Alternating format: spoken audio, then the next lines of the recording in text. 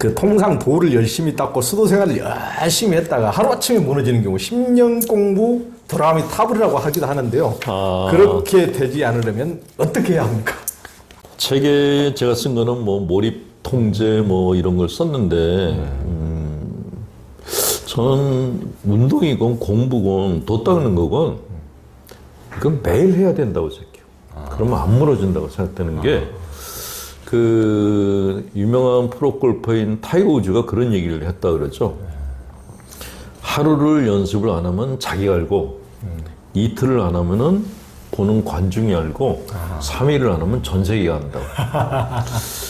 그러니까 그래서 정말 그 정상에 올라간 프로골퍼들 보면은 죽어라고 연습한대 매일.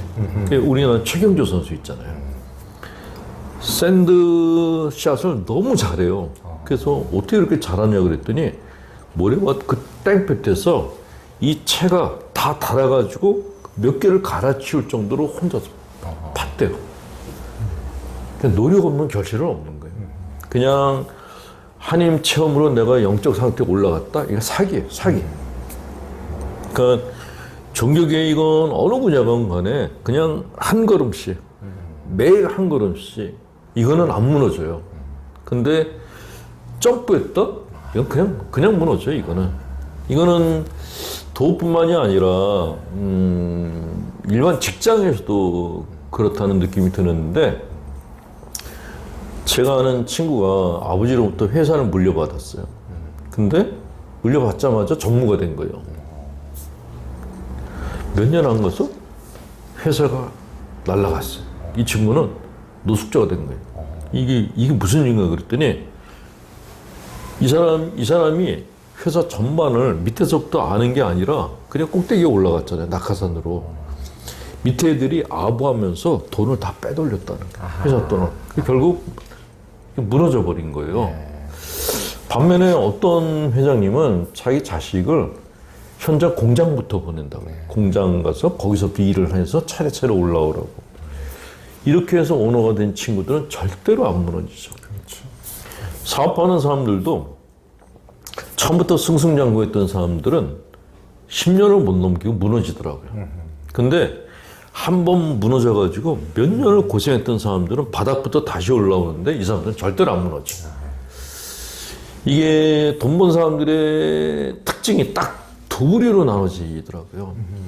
정말 이렇게 건실한 사람들은 돈을 무지하게 아껴요. 뭐 회사 사람들이 뭐 이면지 쓰는 것도 다 이렇게 잔소리하고 한 푼이라도 빈 돈이 새는 돈이 없게 하려고 애써요. 근데 이 공중에 뜬 애들은 막 뭐 요 근래에 뭐 어떤 여자 탤런트 남자친구가 술집에서 뭐 1억 원짜리 뭐 술을 샀다 그런 기사가 떴는데 그걸 보면서 아 쟤는 오래 못 가겠다 그런 생각이 들었는데 아니나 다를까 별로 좋지 않은 방법으로 돈을 벌은 애였더라고요. 그러니까 사업이건 종교건 뭐 운동이건 공부건 어느 분야건 간에 그냥 원스텝 한 발자국씩. 예. 그거는 뭐 저희들 같은 경우도 그러는데 그냥 어렸을 때 반짝하던 애들이 나이 들어서는 그냥 시들어 버리더라고요. 근데 어떤 친구들은 신학생 때는 빛이 없었는데 나이 먹으면서 점점 빛을 발하는 친구들이 있어요.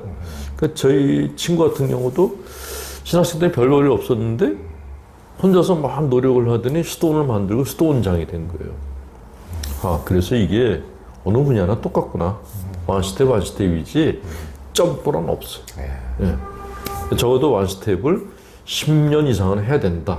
1만 시간의 법칙이 그래서 나왔다라는 생각이 들죠.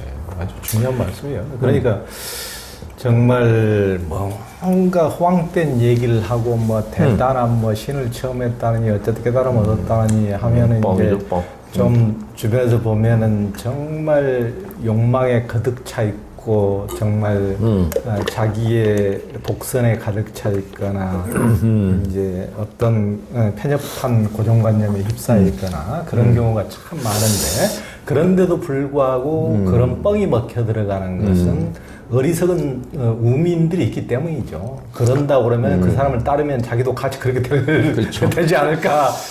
그러니까 어리석은 사람이기 때문에 그런 뻥이 통용이 되는 거죠. 제가 우리 조현 기자님의 이 채널을 보시는 분들께 제가 조현 기자님을 좋아하는 이유가 제가 종교부 기자들을 다 좋아하지 않아요. 싫어하는 사람도 있거든요. 근데 제가 싫어하는 사람은 어떤 사람이냐면 자기가 종교적으로 어느 수준에 올랐다고 하는 사람들은 제가 그렇게 꼴보기 싫더라고요. 근데 조 기자님은 정말 종교계의 밑바닥을 다 보고 있어요. 그게 너무 좋더라고요. 그러니까 만약에 뭐 영성적이고 뭐 거룩하고 이런 얘기를 했으면 안 만났을 거예요. 근데 책을 보면서 이거 내 생각인데? 그런 생각이 들 정도로 종교계의 밑바닥을 다 보고 있더라고요. 근데 그런 정말로 영성이 깊은 사람들은 자기가 영성이 깊다고 얘기를 안 해요. 별 볼 일 없다고 얘기를 하지. 그러니까 겸손이라는 게, 겸손이 영어로 휴밀리티인데 그게 라틴어로 후밀리타 쓰고 어원이 후무스예요. 땅이거든요. 내가 영성이 높다고 하는 건 지가 하늘이라고 하는 거예요. 근데 정말 영성이 깊은 사람들은 자기는 땅이라고 그래요. 사람들이 나를 밟고 지나가도 그냥 뭐 그러니 하는 사람들이죠. 그런 사람들은 정말 존경스럽죠. 그런 분들을 만나면은 느낌이 달라요. 그러니까 정말 영성이 깊은 분들을 만나면은 굉장히 편안해요. 그리고 소박해요, 그분들이. 만나면 그냥 인심 좋은 할아버지예요. 밥 먹었어? 뭐, 차 한잔 할래? 뭐, 하늘의 뜻이 어떻고, 이런 허무맹랑한 얘기 안 해요. 근데 스스로 영성이 깊다고 하는 사람들을 만나면 자기 자랑을 하기 시작하고 자기 영적 체험을 얘기를 하는데 딱 머릿속에 떠오르는 생각이 재수없다라는 거예요. 내가 이 자식을 다음에 또 만나나 봐라. 그 생각부터 드는 거예요. 근데 그 저만의 생각은 아니고 거의 모든 사람들이 공통적으로 느끼는데, 근데 문제는 그 재수없는 놈들이 되게 사이비 교주들이 많아요. 그렇죠. 그러니까 그냥 사적 체험을 엄청난 체험인 것처럼 그냥 순종적 신도들한테 그냥 자랑해가지고 신도들을 갈취하고 착취하는 그런 짓을 하고 있다는 거죠. 네. 그래서 정말 이렇게 조현 기자님께 부탁드린 거는 그런 종교계의 그런 현실을 적나라하게 다 까발려 주셨으면, 왜냐면 종교인이 종교를 까발리는 건 또 쉽지가 않거든요. 근데 기자가 까발리는 거는 어떤 종교인도 아무 말도 못해요.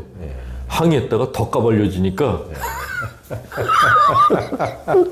양식이 있고 정말 개혁적인 목사님들이 밀려나고 말도 안 되는 그런 목회자들이 개신교에서 주도권을 잡고 있어서 개신교가 앞으로 어떻게 될 건가가 정말 걱정이 돼요. 저는 가톨릭 신부지만 가톨릭 교회가 독주하는 걸 반대해요.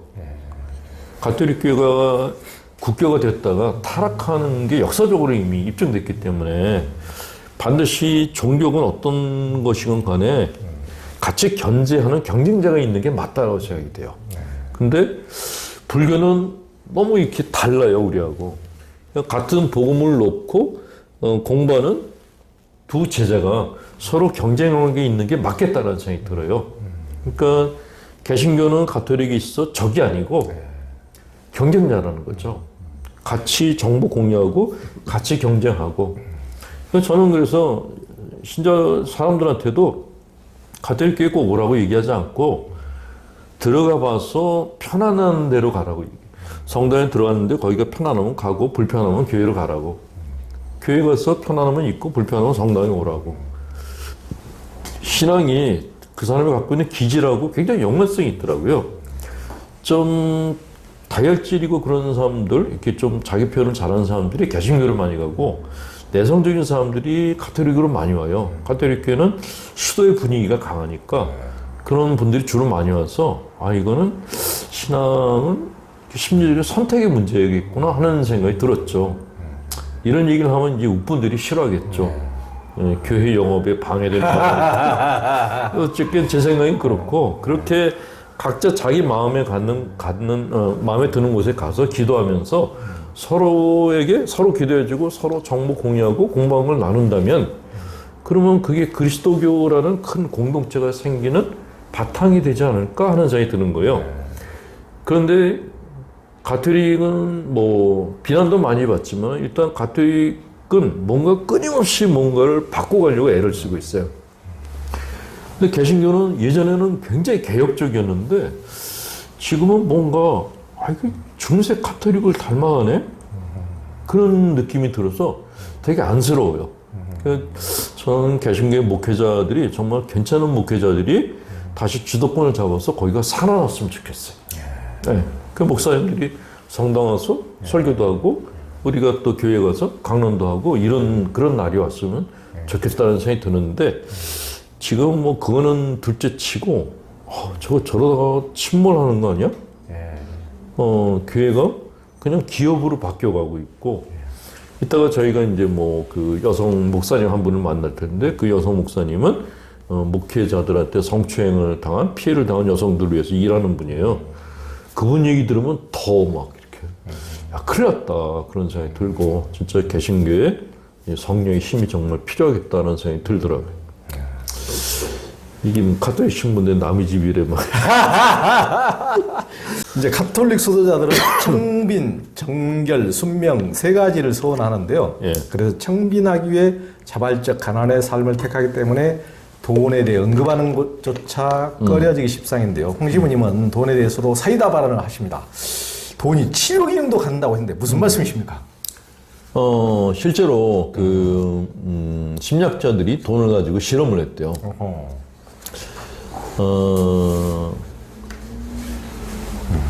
아픈 사람한테 막 지금 통증을 느끼는 사람한테 돈을 세게 했더니 아픈 걸 잊어버리더래요. 통증 효과죠. 돈을 세기만 해도 치유 효과가 있고 제가 아는 그 영감님 한 분은 너무너무 건강하신데 건강 비법이 뭐냐 그랬더니 당신은 돈 냄새를 맡는데요. 그 집으로 저를 갖다 초대했어요. 갔더니 사과박스 안에 10,000원짜리가 꽉 차있어요. 당신은 돈 안 쓰고 그 냄새만 맡아도 괜찮대요. 근데 이 돈 냄새가 많이 나는 나라가 두 나라가 있어요. 어디일 것 같습니까? 방에 들어가면 돈 냄새가 확 풍기는 나라가 있어요. 돈 냄새? 한 나라는 일본이에요. 그래요? 일본은 은행이 이자율이 너무 낮고 서비스가 형편없어서 일본 노인들은 엔화를 전부 다다미 밑에 깐대요. 그러니까 돈 위에서 자는 거예요. 돈 깔아놓은 위에서 자면은 배가 안 고프대. 그래서 일본 노인들이 집에 들어가면 야릇한 냄새가 나는데 그게 엔화 냄새래요. 그래서 일본에 신종 도둑이 생겼대요.